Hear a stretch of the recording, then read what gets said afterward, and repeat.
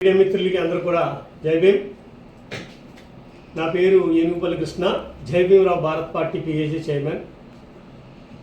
నిన్నటి రోజున Kakinada rural MLA గారు పంతం నానాజీ గారు ఒక ప్రెస్ మీట్ పెట్టారు. వాటిలో భాగంగా మరి మా నాయకుడు జడా శ్రావణ్ కుమార్ గారు మీద ఆయన అనుచిత వ్యాఖ్యలు, అంటే ఏ రకంగా అంటే చాలా దారుణంగా, చాలా వెటకారంగా, ఎంగిలంగా వాడు వీడు అరసూటుగాడు కట్ పీసుగాడు. మామూలుగానే పంతం నానాజీ గారికి ఎస్సీలు అంటే చాలా చులకన భావన. ఆయనకి ఎస్సీ వాళ్ళు అంటే ఎంత చులకనంటే మీకు కొన్ని విషయాలు చెప్తాను. గతంలో డాక్టర్ ఉమామహేశ్వరరావు గారి మీద మరి అమ్మనాభూతులు తిట్టి కొట్టి మరలా వెంటనే క్షమాపణ చెప్పారు. ఎందుకు చెప్పారు క్షమాపణ?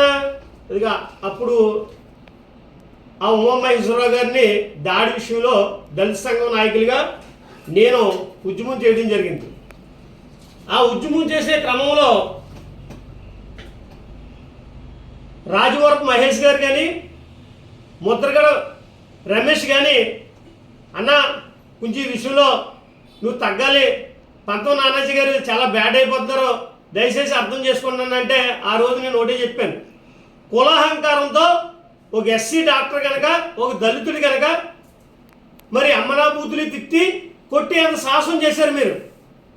ఈ విషయంలో మేము తగ్గే ప్రసక్తే లేదంటే వేరే గత్యంతరం లేక ప్రాయశ్చిత్త దీక్ష పెట్టి క్షమాపణ వేడుకుని నీ యొక్క దుర్మార్గానికి ప్రాయశ్చిత్తం చేసుకున్నాం. ఏం మాట్లాడుతున్నారు పంతం నానాజీ గారు? Paytm batch, YSR Congress party, Jaganmohan Reddy గారు చెప్తే జడా శ్రావణ్ కుమార్ గారు మాట్లాడారన్నారా?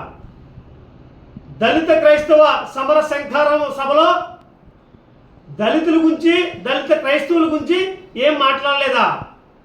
సరే, మేము ఏం మాట్లాడో చెప్తాం.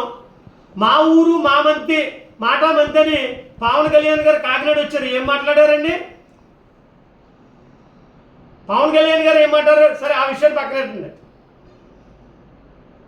దళిత క్రైస్తవులు సమర శంకారం సభలో ఆ రోజు అక్కడ ఉండే సిచ్యువేషన్ బట్టి, వాతావరణం అనుకూలించలేని కారణంగా, టైం లేని కారణంగా దళితుల పట్ల, దళిత క్రిస్టియన్స్కి ఈ మధ్యకాలంలో మరి దళిత క్రిస్టియన్స్ల పట్ల దళితుల ఓట్లు వద్దు, అసలు మీ దళితులు మాకు సంబంధమే లేదని రఘురామరాజు మాట్లాడితే ఆ అంశం మీద జడా శ్రావణ్ కుమార్ గారు మాట్లాడారు. అలాగే కృష్ణారామన్ గారు పవన్ కళ్యాణ్ గారి మీద మాట్లాడారు. ఏం మాట్లాడారు? ఆయన ఏమంత తప్పు మాట్లాడారు? పవన్ కళ్యాణ్ నా అత్యంత అభిమాన నటుడు, ఆయన నడిచిన బాటలో నేను కూడా నడుస్తున్నాను, ఇవన్నీ చూస్తూ మీరు నోట్లో ఏం పెట్టుకున్నారు అని అనకుండా నోట్లో అని ఆప్ చేశాడు ఆయన. అంటే నోట్లో అంటే మీరు ఆ డాష్ని మీకు నచ్చినట్టుగా ఫిల్ చేసుకోకూడదు. సాధారణంగా మాట సందర్భంలో నోట్లో ఏమన్నా బెల్లం ముక్క పెట్టుకున్నావా, ఆ సమయంలో మాట్లాడలేదు అన్నీ కూడా మనం మంచిగా ఉంటే అనుకోవచ్చు. మన ఆలోచనే విరుద్ధంగా ఆలోచించాలనుకుంటే అటువంటివి వస్తాయి. ఆ విషయాన్ని పక్కన పెడితే పంతం నానాజీ గారు జడా శ్రావణ్ కుమార్ గారి మీద మాట్లాడే మాటలు మత ఘర్షణలు, విద్వేషాలు పక్క రాష్ట్రంలో జరిగినట్టుగా జరిగినాయని మాట్లాడుతున్నారు. మేము కేవలం ఈ మధ్యకాలంలో దళిత క్రైస్తవుల పట్ల, దళిత క్రైస్తవ మత బోధకులు, పాస్టర్ల పట్ల, చర్చిల పట్ల మీరు చేసే కూటమి ప్రభుత్వం, ముఖ్యంగా మీ దాడులు, మీ రౌడీయిజం, గోండాయిజం, ఎవరైనా ప్రశ్నిస్తే వాళ్ళని కట్టడి చేసే విధంగా వాళ్ళ ఇంట్ల మీద దాడికి వెళ్ళడం, వాళ్ళని దాడి కాసి కార్ల మీద దాడి చేయడం, ఇవన్నీ రాజ్యాంగబద్ధంగా పవన్ కళ్యాణ్ గారు ప్రశ్నించి పార్టీ పెట్టి ఈ రకంగా చేయమన్నారా? యజా రాజా తదా అన్నట్టు మీ నాయకుడే బూతులు వల్లిస్తాడు. అదే కోవకు చెందిన మీరు కూడా సాక్షాత్తు మాజీ ముఖ్యమంత్రి అయిన జగన్మోహన్ రెడ్డి గారిని నా కొడుకు అన్నారు. మరి మీ మీద కూడా పెట్టాలి కదా కేసు. తొక్క తీస్తా, తోలు తీస్తా, నారు తీస్తా, పీక మీద అలా చేస్తే ఇలా చేస్తా అని రకరకాల మాటలు మాట్లాడినా మీ పవన్ కళ్యాణ్ గారికి వర్తించుదా ఇవన్నీ? నేను సెగువేరా శిశువుని సెగువేరా అనుసరిస్తానంటారు. మరి సెగువేరా ఏ కోవకు చెందిన వ్యక్తి అండి? గద్దర్ గారు శిశువుని గద్దర్ గారు తమ్ముడు అంటారు.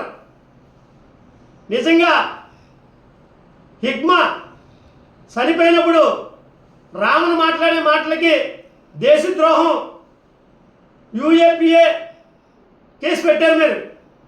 ఇదే పవన్ కళ్యాణ్ ఈరోజు కూటమి ప్రభుత్వంలో డిప్యూటీ సీఎంగా లేకపోతే హిక్మా గురించి మీకంటే ఎక్కువ మాట్లాడేవాళ్ళు ఈ రాష్ట్రంలో ఎవరు ఉండకపోతారు.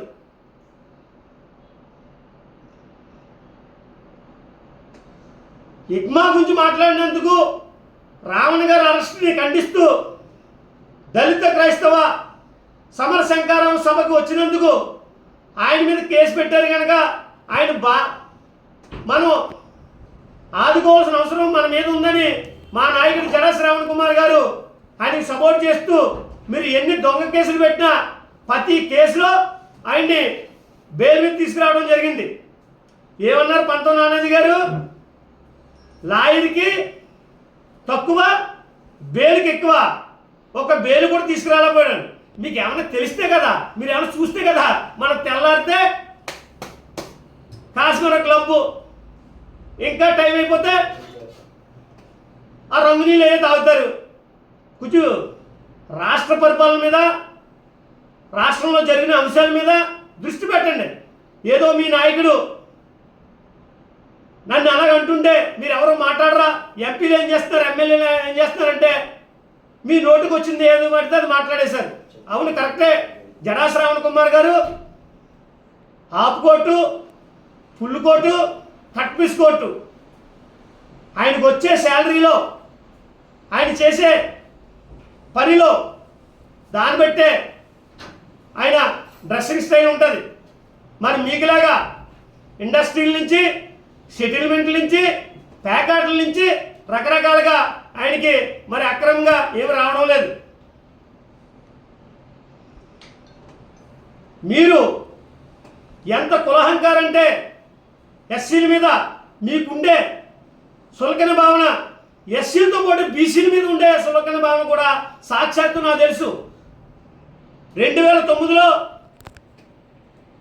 కాంగ్రెస్ పార్టీ ఎమ్మెల్యే అభ్యర్థిగా మరి నులుగుర్తి వెంకటేశ్వర గారికి వచ్చినప్పుడు మీరు ఏ టైంలో మాట్లాడారో అదే కాంగ్రెస్ పార్టీలో ఉండి మీతో పాటు ఆ కారులో మీరు, నేను, ఇంకొక వ్యక్తి ఒకే కారులో తిరిగినప్పుడు మీరు బీసీల పట్ల, నులుగుర్తి వెంకటేశ్వరరావు గారి పట్ల, కాంగ్రెస్ పట్ల, కాంగ్రెస్ ఎమ్మెల్యే అభ్యర్థి పట్ల నెగ్గితే ఏ రకంగా ఉంటారని మీ యొక్క నీచమైన సంస్కృతి బుద్ధి నాకు తెలుసు. స్వయంగా మీకు గుర్తు చేస్తున్నాను. ఈ రోజుని జన్మభూమి పార్కు బ్యాక్ సైడ్ నైనా కంటి ఆసుపత్రి